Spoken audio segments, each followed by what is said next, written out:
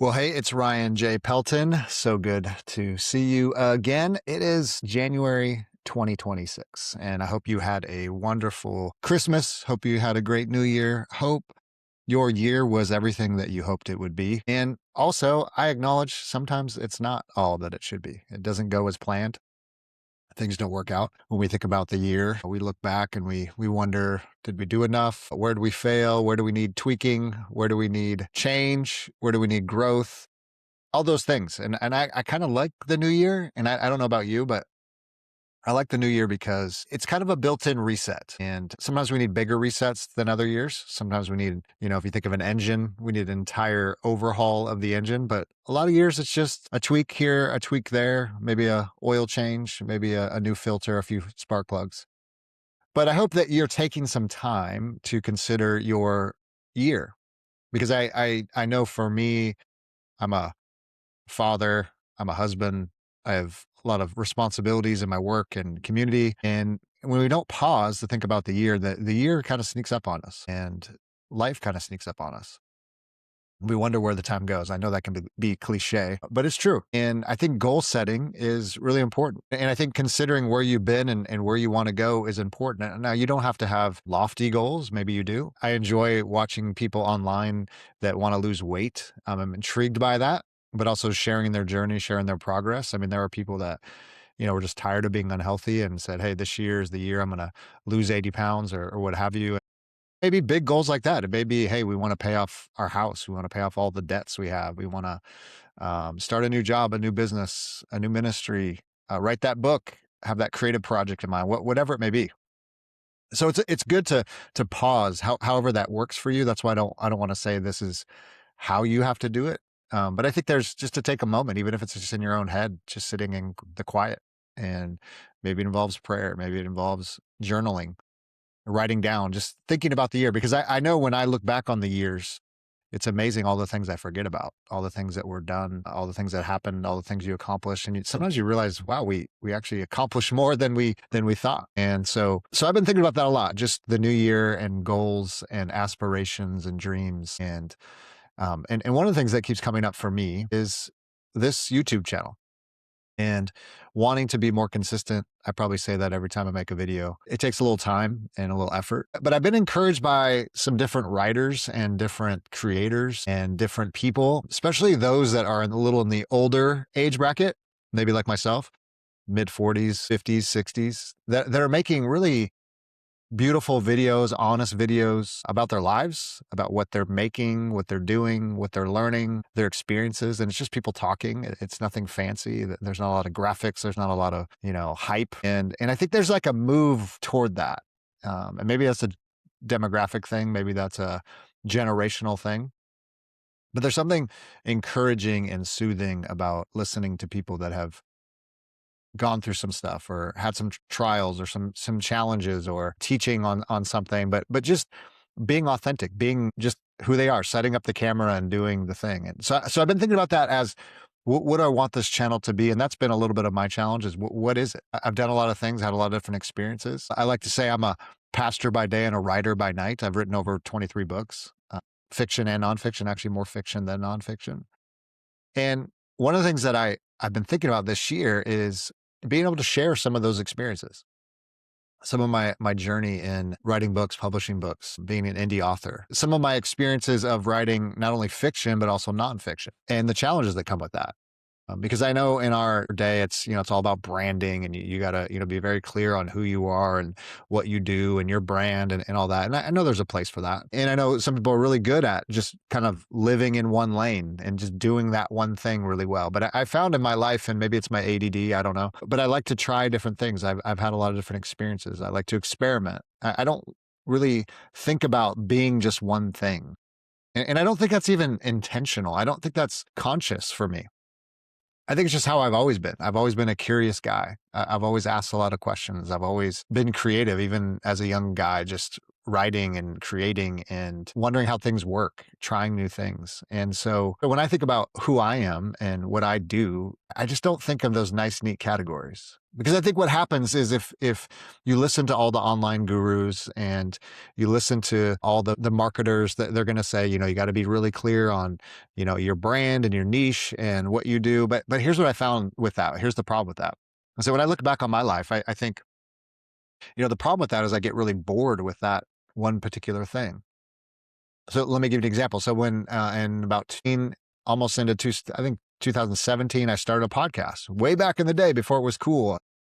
And I was sharing my writing journey. I was sharing about indie publishing, the things I was learning about self-publishing. I was interviewing some of the most prolific authors on the planet. And I still do a little bit of that. But I remember thinking that's all I did. And I got kind of burned out of that. That's all I talked about. That's all, all the people I talked to shared my wisdom in that, what I was learning in that. But then I got kind of bored of that. And I thought, well, why do I have to just do that? And so it shifted to the prolific creator. So it's a little broader. And now the podcast is, the art of paying attention. And it's really about what I'm paying attention to. And it could be a variety of things. It could be writing and publishing. It can be faith. It could be vocation and calling and work. It could be family relationships. It could be interviewing people that are doing cool stuff in the world. It could be, talking about starting businesses or nonprofits. It can talk about being a decent human, philosophy, faith, all those things. And so I just realized I don't want to be limited to one thing. I don't want to just live in one lane, because I think Chase Jarvis once said, we're all a hyphen. What that means is if you look at your life and you think about your identity, is we're all a hyphen. We're not just a father. We're not just a husband. We're not just a writer. We're not just a pastor. We're not just an entrepreneur. We're not just a school teacher, a lawyer, whatever. We have these hyphens. All of us are hyphenated. And so we do multiple things. We have different likes and passions and desires. Some of us like jazz music. Some of us like rock music. Some of us like Taylor Swift. But we all have different things. We like telling stories. We like video games. We have multiple kids or no kids. We have animals or no animals. We live in the suburbs or we live in the city, right? We're shaped by all these things, and we're not just one thing. We're artists, but we're also engineers. And so I've been thinking about that for my goals and my aspirations for this year is just being open to wherever this leads. Now, that may be something that you're listening to this, watching this going, yeah, that's probably why I won't watch it. But it's going to resonate with somebody. It may be the writing part. It may be writing and creating and publishing, and then the faith part that fits in that. Maybe some of the faith stuff turns you off. But I'm just trying to be the most authentic me, because this is my life and my story. And that's what I love about YouTube is people get to share who they are, what they're passionate about. I love some of these independent political channels. And the reason I like that is, politics can get nauseating and sad and things. But I love that there are people that are passionate about the state of things, especially here in America, and wanting to report objectively about what's going on, just reporting the news, reporting what's going on, and not trying to, give opinions, but just say, hey, here's what's going on. You can take it as you want. Because I feel like our media is so warped by money and greed and propaganda, and you're not hearing the whole story. And I love that there are people that have a passion for that. And these aren't elected officials. These are just men and women who have a passion for politics and want to know how it works and want our country to be run well and all those things. I love authors that are sharing how the difficulties of publishing and writing, and they're sharing how much money they're making. They're sharing what they're learning, sending out queries and getting published and all that kind of stuff. I love people that just are talking about the creative process, talking about spirituality and their faith and how that intersects and how it all works together, talking about their jobs and their calling and their vocation and how they got into what they've got into. So what I find is when you listen to podcasts and when you watch videos, is so often there's so much overlap. And that's why I think I've been one who's not tried to kind of put myself in a box, because I see connections in all these things. Faith, I'm a Christian, I'm a follower of Jesus. Been pastoring churches, starting churches for a lot of years, but I've also written books and started businesses and done some other things. But what I've seen is that it all overlaps. It all intersects. That you can't just say it's just this thing. You're just one thing. Because I see my faith interacting with my writing and publishing. Now, that doesn't mean I don't write just Christian books. Even my fiction's not Christian fiction. It's just, I just try to tell good stories, and what comes out is what comes out. As C.S. Lewis said, don't worry about writing a Christian story. Just write the best story that you can. And that's what I try to do. But, my worldview comes out in that. I write a lot of books about, I do a lot of crime thrillers, suspense, but there's a lot of, questioning about justice and humans and loving our neighbors and what is the right thing to do, even with flawed people. And I love writing through those characters. But I've also, I've written very on the nose nonfiction, spiritual fiction to help the church, how to read the Bible, how to pray, how to grow in your faith, all those things. And I'm not ashamed of any of those things. And again, if somebody comes to my work and says, whoa, he's kind of all over the place. You can read a crime novel and learn how to read the Bible. But I realize like that for some resonates, right? It's there's Christians out there that are like, hey, I don't know how to be a Christian and just tell stories. And I've done some learning around this. I've gone to school for some of this, how to become a better writer and think about culture and think about communication and think about how our faith intersects with that. And there might maybe be some people out there that resonate with that. How do I live out my faith in so many different spheres of the world? And what does that look like? Because and again, I'm not here to say, my advice is the best or my story is the most important story, because it's not. But all that to say, my goals and my aspirations are shaped by so many different things. And I just want to share what I love, what inspires me, what encourages me, what makes me sad. I want to share, the challenges of marriage, the parenting, because that's all I am. I don't want to live this kind of, truncated life that it's just one thing. And hopefully it resonates with someone else. And that's really the goal, why I'm thinking about these goals in this channel. And I wanted to encourage people. I wanted to bless people, if I want to use those highfalutin words. So they can walk away going, take what you want from it, use it, don't use it. But I want to, do things that can make an impact on someone, can help them, if it's a writer who's like, I want to write my first novel, I don't know where to start. Well, maybe that's where I can encourage you. Hey, if I'm a human and maybe spiritually, I just feel kind of dry. I feel kind of lost. I don't know where to begin. Maybe I can have something that can encourage you in that. So yeah, it just all depends what you're into. But that's the kind of thing that I want to keep, in front of people is, how can we be a blessing? How can we help people? And we only have so much time on this earth. And that's what I've been thinking about a lot. I actually, a couple of days ago, I had to go to a funeral for a 19-year-old girl, and really tragic story, killed in an accident, and it was very sudden and just awful. I'm sitting there with my 18-year-old son and just thinking about life, thinking about what matters, thinking about, we can live our lives with grudges. We can live our lives with angry at the world or angry at each other. But also we can say, well, how can I be a blessing today? How can I help someone today? How can I serve someone today? How can I encourage someone today? And it may just be encouraging someone to get that novel out in the world, share their story. It could be someone that's struggling spiritually, just to encourage them with the scriptures, or encourage them with, hey, we've all been there, right? Just telling these human stories like, hey, we're flawed and we need each other. And that really struck me, just going to this funeral, because this girl, she was such a blessing to other people. She was an outstanding human and follower of Jesus. She loved kids, loved taking care of babies. She was a nursing student. She loved her family. She loved good food. She loved Taylor Swift. But everyone that encountered her was just amazed by how much she loved other people and was attentive to them. And that's what when I think about the art of paying attention, that's really about what this is. It's how do we pay attention to what matters most? And there's a lot of, doom and gloom.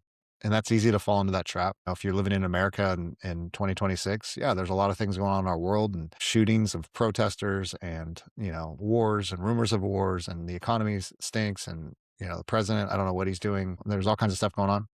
But you can feel overwhelmed by that. But this is why I love these channels and people that are making art and sharing their stories and experiences, because we feel like despite all that, we're in this together. Despite all the change and all the challenges, we have each other. And we can encourage each other. So we can not just be doom and gloom, and yeah, we need to speak up when we need to speak up, but also we can make good art and tell good stories. And I think more than ever, we need good art in the world. We need these stories into the world. We need your experiences in the world so that we can be encouraged and keep on going. Because there's people. I always think about this too. Like there's people with a lot more difficult life than you. There always is, and we have to keep things in perspective and do our part where we can. Whatever God's entrusted to us in our little sphere of influence, in our families, our neighborhoods, our job, the relationships that are in front of us, like what's my role in that? What's my responsibility in that? And so every single day, it's just how can I be a blessing to this person or that person or encourage him or her, whatever they're going through, and being aware of that, paying attention to that.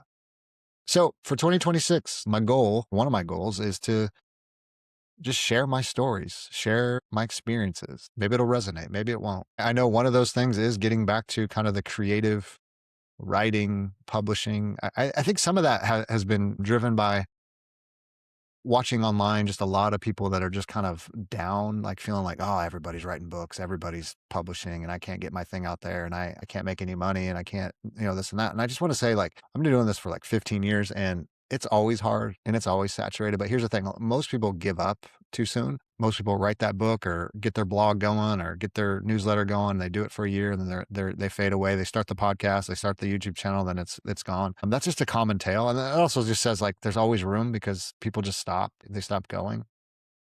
So maybe my mission is to help you keep going, to kind of hold your hand, encourage you, and see where it leads.